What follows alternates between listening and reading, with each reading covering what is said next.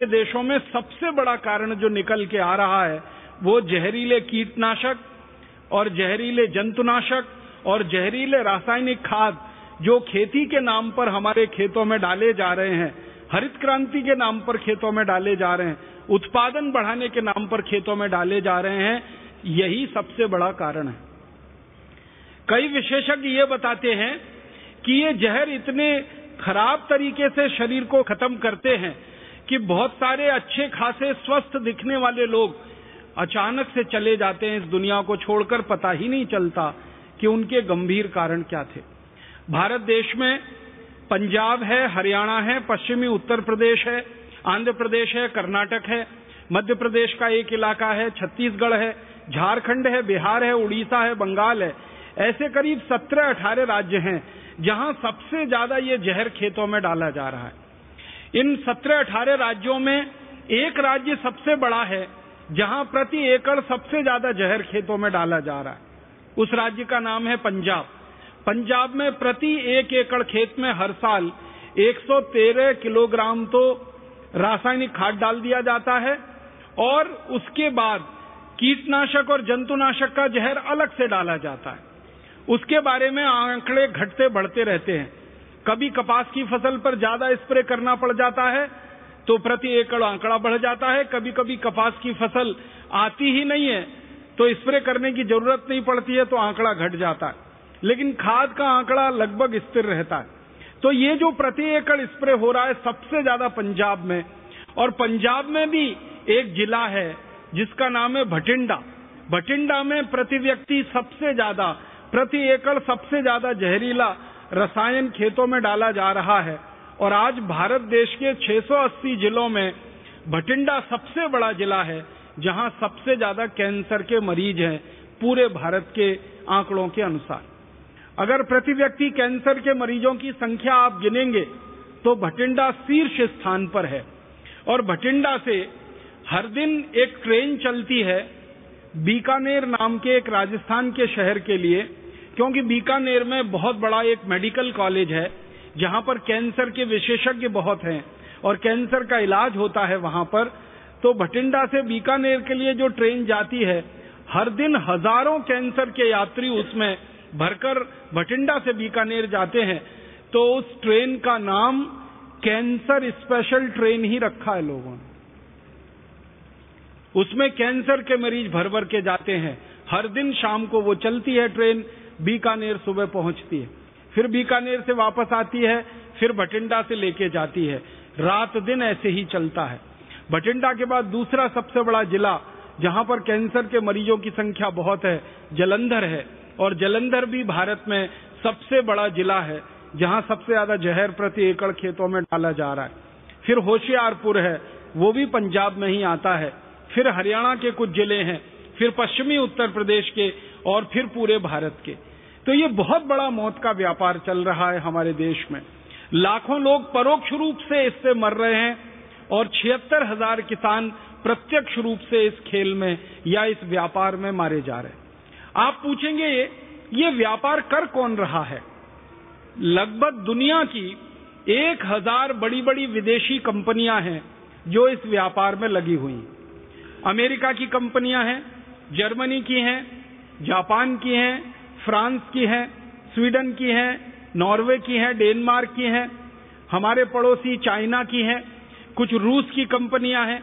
ऐसे दुनिया के 24 देशों की लगभग 1000 कंपनियां हैं और उनमें से कुछ कंपनियों का भारत की कंपनियों के साथ कोलैबोरेशन है, समझौता है। तो भारत की कुछ कंपनियों के साथ मिलकर दुनिया की लगभग 1000 बड़ी विदेशी कंपनियां, मल्टीनेशनल कॉरपोरेशन इस मौत के व्यापार में लगी हुई हैं। आप बोलेंगे जी इस मौत के व्यापार में इन कंपनियों को क्या फायदा हो रहा है? मानवता को तो बहुत बड़ा नुकसान हो रहा है, लोगों को तो बहुत बड़ा नुकसान हो रहा है, इन कंपनियों को क्या फायदा हो रहा है? तो इन कंपनियों का माल बिक रहा है बाजार में। ये जो जहरीले कीटनाशक बना रही हैं, ये जो जहरीला खाद बना रही हैं, इनकी बिक्री धड़ाधड़ बढ़ती चली जा रही है। 1960 के पहले जिन विदेशी कंपनियों का 1 रुपए का सामान भी इस देश में नहीं बिकता था, उन विदेशी कंपनियों की बिक्री आजकल हजारों करोड़ रुपए में हो गई। आपको सुनकर हैरानी होगी कि 1000 बड़ी बड़ी बाहर के देशों की कंपनियां और उनके साथ मिलकर भारत की कुछ कंपनियां एक साल में लगभग 5 लाख करोड़ रुपए कमा रही हैं इस मौत के व्यापार से। उनकी झोली भर रही है, उनकी तिजोरियां भर रही हैं, उनका घर भर रहा है, वो जहर बेच रहे हैं और उस जहर को हमारे किसान खरीदकर अपने खेतों में डाल रहे हैं। तो किसानों की जिंदगी से लगभग 5 लाख करोड़ रुपया निकल के बड़ी बड़ी विदेशी कंपनियों के खजानों में जा रहा है मुनाफे के रूप में। तो ये 1000 से ज्यादा जो विदेशी कंपनियां भारत में मौत का व्यापार चला रही हैं, इन कंपनियों को साल में 5 लाख करोड़ का फायदा हो रहा है। और मैं आपको एक हास्यास्पद बात कहना चाहता हूं कि जब इन कंपनियों से हमारे जैसे लोग बात करते हैं, इनके एजेंटों से, इनके अधिकारियों से, तो ये कंपनी के अधिकारी कुतर्क क्या करते हैं, वो ये कहते हैं कि ये हमें बेचना मजबूरी है, अगर हम ये नहीं बेचेंगे, कीटनाशक, ये जंतुनाशक नहीं बेचेंगे तो भारत में फसल चौपट हो जाएगी, सारी फसल को कीड़े खा जाएंगे, सारी फसल को जंतु खा जाएंगे, तब किसानों की मदद करने कौन आएगा। तो मैंने इसके आंकड़े निकालने की कोशिश की कि मान लीजिए 1 रुपए का भी जहर हम हमारे खेत में ना डालें और फसल हमारी कीड़े ही खाने वाले हों, तो कितनी फसल को हर साल हमारे देश के कीड़े खा जाते होंगे, या कितने जंतु, कितने कीट फसल का बर्बादी के कारण बनते होंगे। तो भारत सरकार ही कहती है कि लगभग एक साल में 1500 करोड़ रुपए की फसल बर्बाद होती है अगर ये जहरीले कीटनाशकों को स्प्रे नहीं किया जाए। आप सभी के ध्यान में ये बात मैं लाना चाहता हूं, 1500 करोड़ रुपए की फसल बर्बाद होती है अगर ये जहर खेतों में ना डाला जाए। आप जरा सोचिए, 1500 करोड़ रुपए कितनी बड़ी रकम है, 1500 करोड़ रुपए कितनी बड़ी रकम है। 1500 करोड़ रुपए की फसल को बचाने के नाम पर ये 1000 कंपनियां 5 लाख करोड़ रुपए का धंधा कर लेती। ये सिर्फ पीटने की बात है।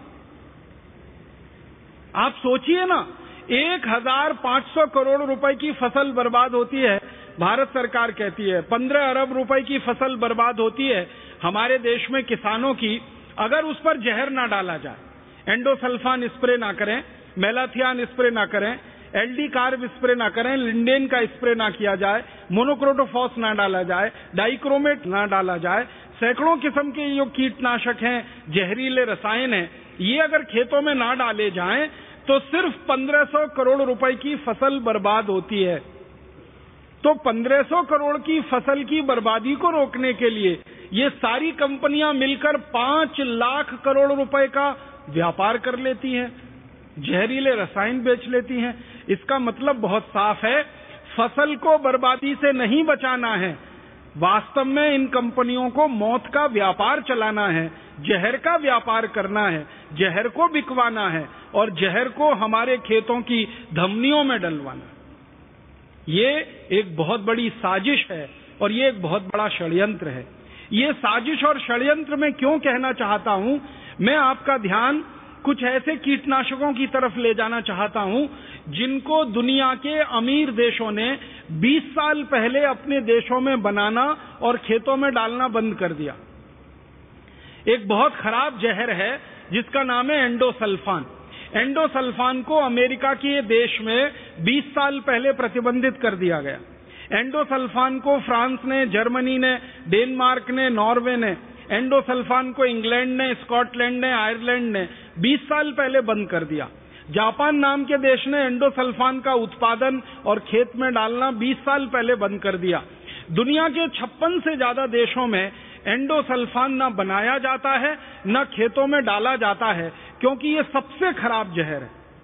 एंडोसल्फान के बारे में जापान और अमेरिका और यूरोप के वैज्ञानिकों ने जो शोध किया है, उनका ये कहना है कि अगर इसकी एक बूंद किसी की जीभ पर डाल दी जाए तो उतनी पर्याप्त है वो एक बूंद कि उस व्यक्ति को कैंसर हो और वो मर जाए। इतना खतरनाक और तीव्र किस्म का ये जहर है। इसके बारे में दुनिया के विशेषज्ञों ने जब शोध किया तो पता चला कि सेरिब्रल पल्सी नाम की जो बीमारी होती है उसका सबसे बड़ा कारण में से एक है एंडोसल्फान। बच्चों को जेनेटिक डिसऑर्डर जो होते हैं उनमें सबसे बड़ा कारण है एंडोसल्फान। कैंसर का एक सबसे बड़ा कारण है एंडोसल्फान। खून में तरह तरह की विकृतियों के आने का बहुत बड़ा कारण है एंडोसल्फान। इसलिए 20 साल पहले एंडोसल्फान को तमाम दुनिया के अमीर देशों ने अपने यहां बनाना और बेचना बंद कर दिया।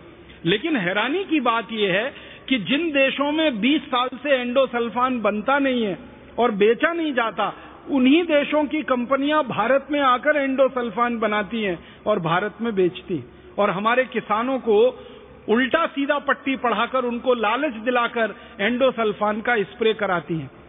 अमेरिका की कंपनियां अपने देश में एंडोसल्फान बनाती नहीं, भारत में आकर बना के बेचती हैं। जापान की कंपनियां अपने देश में बनाती नहीं, भारत में आकर बनाकर बेचती हैं।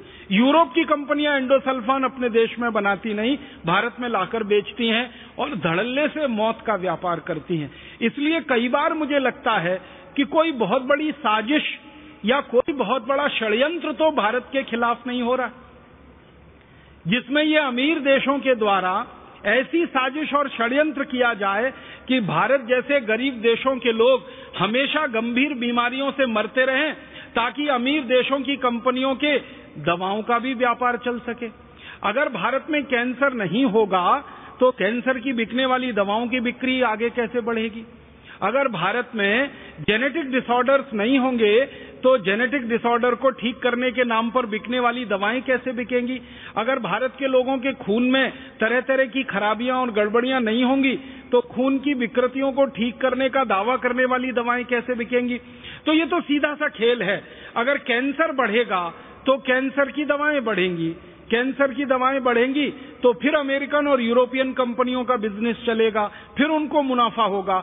तो एक तरफ कैंसर पैदा करने वाले जहर को बेचा जाए, उसमें से मुनाफा कमाया जाए, फिर उस कैंसर को ठीक करने के नाम पर दवाएं बेची जाएं और उसमें से हजारों गुना मुनाफा कमाया जाए। आप तो ये बात बहुत अच्छे से जानते होंगे कि भारत में कैंसर की जितनी भी दवाएं बाजार में इस समय प्रचलित है, वो ज्यादातर दवाएं पेटेंटेड हैं, यूरोपियन और अमेरिकन कंपनियों के कंट्रोल में उनके पेटेंट हैं, और भारत सरकार उनके साथ झगड़ा कर रही है कि आप इन दवाओं को ऑफ पेटेंट करने के लिए हमें माने कानून बना लेने दीजिए। वो सरकार को कानून नहीं बनाने दे रहे हैं। परिणाम ये हो रहा है कि कैंसर की दवाएं सबसे महंगी बिक रही हैं इस देश में। इस विभाग के एक मंत्री हुआ करते थे, उनका नाम था श्री रामविलास पासवान। एक बार उनसे मेरा प्रत्यक्ष चर्चा का मौका मिला था और मैंने उनसे पूछा था कि आप ये रसायन मंत्रालय के मंत्री जब रहे तो आपने जो संघर्ष किया है किस एक बात पर? तो उन्होंने कहा कि कैंसर की दवाएं सस्ती भारत में बिकें, इसके लिए उनका पेटेंट समाप्त किया जाए और उसको ऑफ पेटेंट किया जाए, ताकि कोई भी दूसरी दवा कंपनी उनको सस्ता बनाकर भारत में बेच सके। इसके लिए मैं 4 साल लगातार मिनिस्ट्री में संघर्ष करता रहा, लेकिन मुझे कामयाबी नहीं मिली, क्योंकि ये कैंसर की दवाएं बेचने वाली कंपनियों की लॉबी इतनी मजबूत है कि इसने पूरे देश के मंत्रालयों को अपनी मुट्ठी में बंद किया हुआ है। हमारे देश का मंत्री कुछ कंपनियों की लॉबी के सामने हार जाता है, परास्त हो जाता है। तो आप देखिए षड्यंत्र का हिस्सा क्या है। एक तरफ एंडोसल्फान जैसे जहर, लिंडेन जैसे जहर, एलडी कार्ब जैसे जहर जो यूरोप और अमेरिका में नहीं बिक रहे हैं, उनको भारत में लाकर बेचा जाए और 5 लाख करोड़ रुपए उसमें से कमाए जाएं। फिर ये जहर के कारण भारत के लोगों को कैंसर होने लगे, फिर उस कैंसर का इलाज करने के नाम पर दवाएं बेची जाएं और उसमें लाखों करोड़ों रुपए कमाया जाए। ऐसा षड्यंत्र और ऐसी साजिश इस मौत के व्यापार में चल रही, और ये मौत का व्यापार इतना गहरा हो गया है कि भारत का किसान तो बिल्कुल इसमें मजबूर है मर जाने के लिए। हम और आप सब भी बहुत मजबूर हो चुके हैं मर जाने के लिए। आप बहुत अच्छे योग्य चिकित्सक हैं। मैं आपको विनम्रता पूर्वक एक बात कहना चाहता हूं। आप चिकित्सक के रूप में अपना क्लिनिक चलाते हैं, वहां तक तो ठीक है, लेकिन जब आप अपना घर चलाने के लिए सब्जी बाजार जाते हैं और सब्जियां खरीद कर लाते हैं, और सब्जियों के साथ साथ कभी आप फल खरीद कर लाते हैं, आपने कभी अंगूर खरीदा होगा बाजार से, काला अंगूर खरीदा हो या सफेद अंगूर खरीदा हो, तो अंगूर को आप ध्यान से देखेंगे तो आपको लगेगा कि उस पर सफेद सफेद रंग का कोई पाउडर चिपका हुआ है और इतना जबरदस्त चिपका हुआ है कि उसको एक बार पानी से धो लो तो भी नहीं छूटता, 2 बार धो लो तो भी नहीं छूटता, 3 बार धो लो, 4 बार धो लो, 5 बार धो लो, 10 बार धो लो, 50 बार धो लो, 100 बार धो लो तो भी नहीं छूटेगा, क्योंकि वो ऑक्सैलिक एसिड का पाउडर है।